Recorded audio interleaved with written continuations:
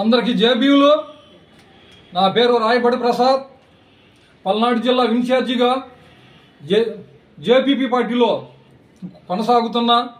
మరి పదవ బాధ్యతలో అప్పగించిన జడ్డిపాలెం వెంకటేశ్వర జాంబవరాజు గారికి మా హృదయపూర్వమైన జేబీలు. మరి ఈరోజు నేను చెప్పాలనుకుంది ఏంటంటే, గొట్టి ముక్కల ఎస్సీ మాదిగా యేసోబు గారి ఆయనకి 10 సెంట్లు స్థలం ఉన్నందుకు బీసీ నాయకుడు సాంబయ్య మరి అతను స్థలానికి కబ్జా చేయాలని చూస్తున్నాడు.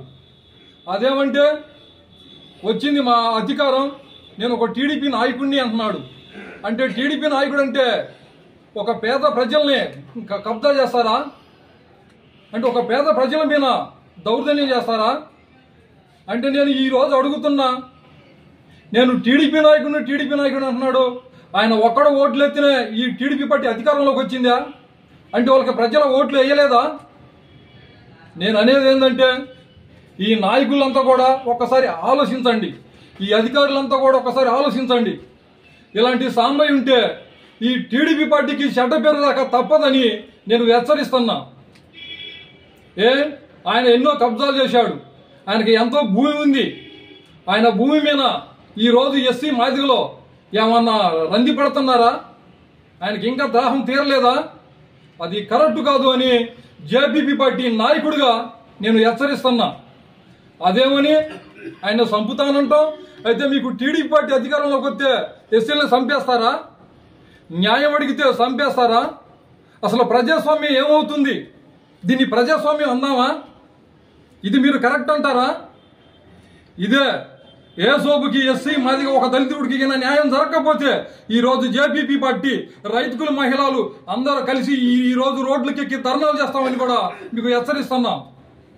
దయచేసి ఇవాళ ఎస్సీ మాదిగా ఒక యేసోబుకి అన్యాయం చేస్తుంటే ఈ రోజు అందరూ ఏం చేస్తున్నారు? మరి ఈరోజు సంతోషం, ఆమె ఎంతో బాధపడుతుంది.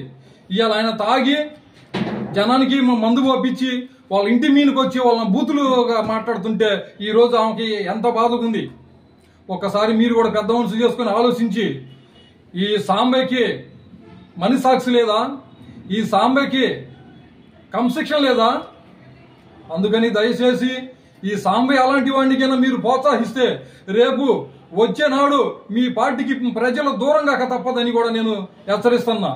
దయచేసి మా మాటలన్నీ కూడా మీరు ఆలోచించి మీరు పెద్ద మనసు చేసి ఈ యేసోబుకి న్యాయం చేస్తారని నేను మనస్ఫూర్తిగా కోరుకుంటూ ఈ జేపీపీ పార్టీ తరఫున ఇక నేను సెలవు తీసుకుంటున్నా.